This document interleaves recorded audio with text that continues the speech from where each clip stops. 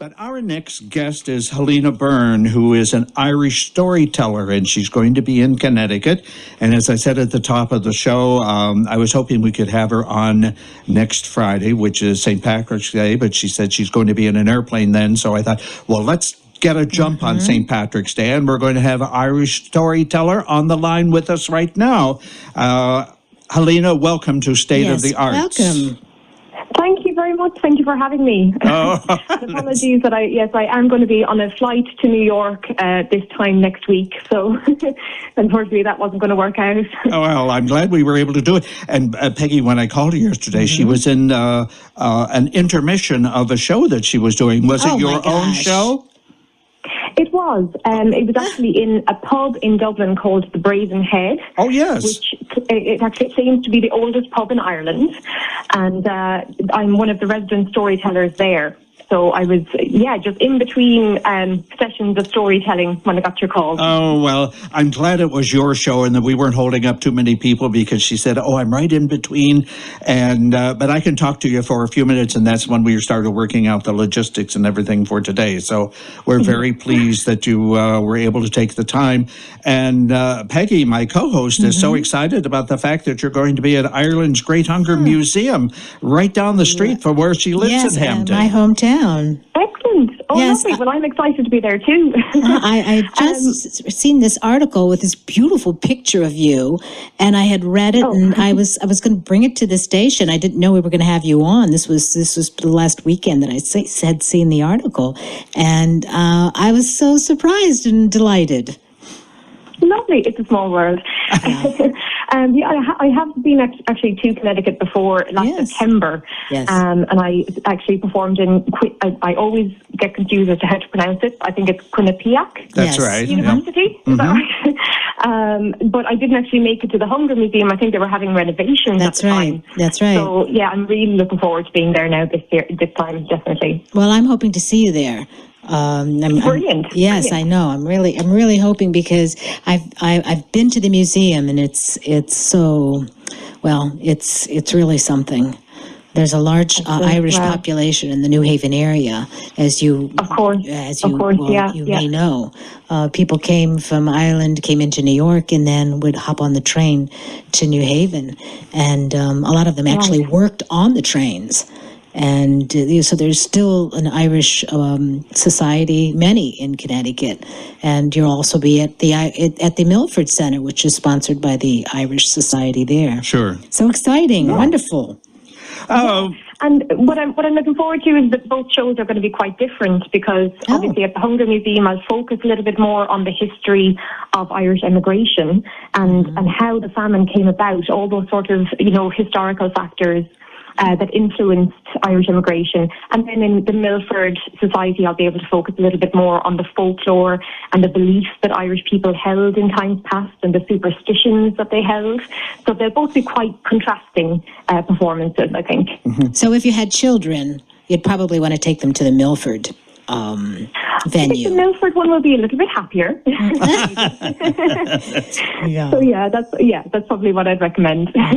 Let me ask you, of course, everybody feels Irish in the month of March for St. Patrick's Day, but why do we like to, even if we're not Irish, why do we like to associate with the wearing of the green and being part of St. Patrick's Day for March?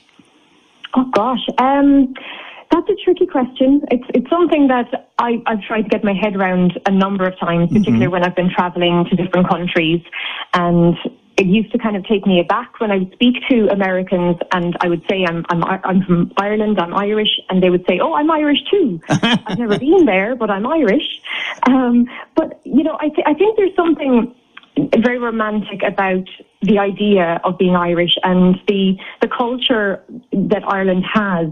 We're storytellers, we're musicians. The landscape is so rugged and so beautiful that I think there's something about Ireland that people like to connect to.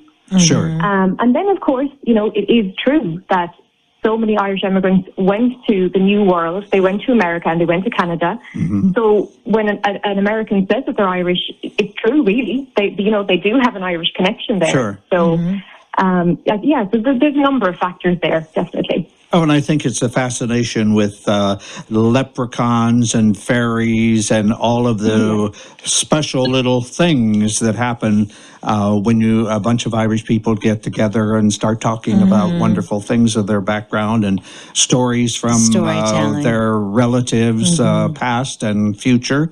So and this is something that you're continuing to carry on with your folk-telling storytellers, right? Yes, exactly. It's something that I'm hoping to keep the tradition alive, and I'm not the only storyteller who's doing that by any means. But my main focus, I suppose, within my storytelling is the folklore and the beliefs and the superstitions. I'm just fascinated by the relationship that Irish people held with the fairies.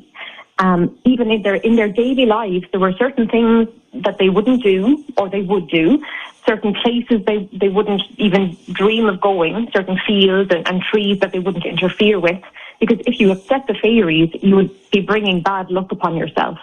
And it wasn't a case of people thinking, oh, this is just wishy-washy, walking under a ladder, it doesn't really mean anything. They truly believed that bad things would happen if they upset the fairies. And I'm totally fascinated by that and the stories that surround all of these beliefs. So that's why I just really, I love the job that I do. I love that I get to go to these places and share these stories with people and hopefully inspire them to dig a little bit deeper into their Irish heritage and find more stories. So what in your, that's what I do. What makes a good storyteller? Well, there are a number of different styles of storytelling, but I suppose once you've got a good story, which is going to bring an audience on a journey, that's where you need to start out. You need to, get the audience into the story, create the character that you're talking about, create the landscape. Where is this happening? How is the character feeling? What is the character like? Is he or she a nice person? Is he a greedy person? And then some huge event that's going to happen to that character that is going to change the dynamic of the story. So you can really, just bring the audience up to that climax of the story, and then back to the solution of the story, whether it's a happy or a sad ending.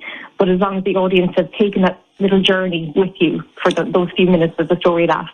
Are some of the stories that you tell a part of your own family stories that have been passed down from generation? A few of them are, actually. When I was recording an album about a year and a half ago, actually maybe 2 years ago now, I went on the lookout for folklore stories that hadn't been recorded yet, because I wanted to find some of these stories that are in danger of being lost. And I turned to Facebook, like everybody would, and I just put a call out and said, does anybody have a story that their grandmother tells or their grandfather tells? And my cousin actually responded and said that her father, my uncle, was able to remember some stories that my grandfather used to tell. Aww. And I never met my grandfather. He passed away when my father was very young. But I sat down with my uncle with just a cup of tea and all of these incredible stories about my grandfather coming across a fairy death coach on the roads and seeing supernatural things. They all just came to life. And my uncle hadn't even thought about these stories for years upon years. So it was incredible that he was suddenly remembering all these stories. And had I not put that little status up on Facebook, they probably would have been forgotten about in years to come. So I do tell a lot of those stories and try to keep my grandfather's stories alive, definitely. Yeah. Let our listeners know how you came about to be a storyteller. That isn't exactly what you were originally doing. You sort of came in the back door, right? Yeah, it was accidental, totally accidental.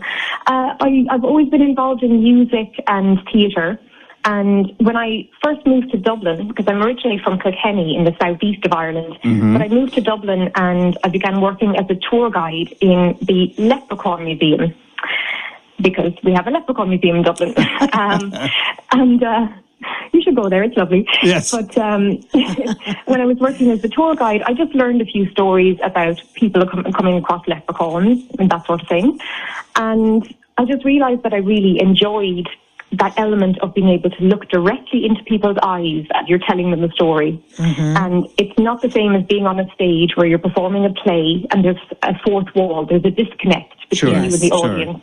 When you're telling a story, you're engaged with the audience as well, and you're seeing every reaction come out in their facial expressions. And I just absolutely loved that, and it grew from there. Oh, fantastic. Well, what about these fairies that you're talking about? Do people still believe in them, and are you a believer? Again, it's a difficult question to answer. I wouldn't say outrightly that Irish people believe in the fairies today, but there's still a respect there, definitely. People wouldn't be dismissive of the beliefs, or at least the majority of Irish people, I think, are not dismissive of them. I always give the example when I'm trying to explain to people the relationship Irish people have with the fairies today.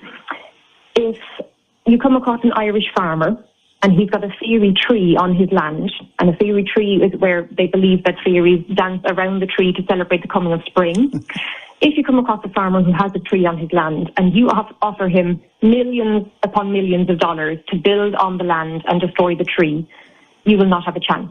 Because the farmer's, his perception is going to be, you know what, it's better to be safe than sorry. Yes. Better with the fairies, just in case. Yes, absolutely. So that's sort of that is the mentality Irish people have today. And I think that's quite nice because it's protecting our beliefs and it's protecting our archaeology as well, in a sense. So it's great.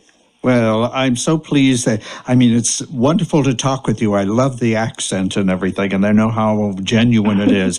We've been talking with Irish storyteller Helena Byrne. And for those of our listeners, on Thursday, March 23, Helena is going to be appearing at Ireland's Great Hunger Museum, and that's at 3011 Whitney Avenue in Hamden, Connecticut. And that's a free event, and it takes place beginning at 6 p.m.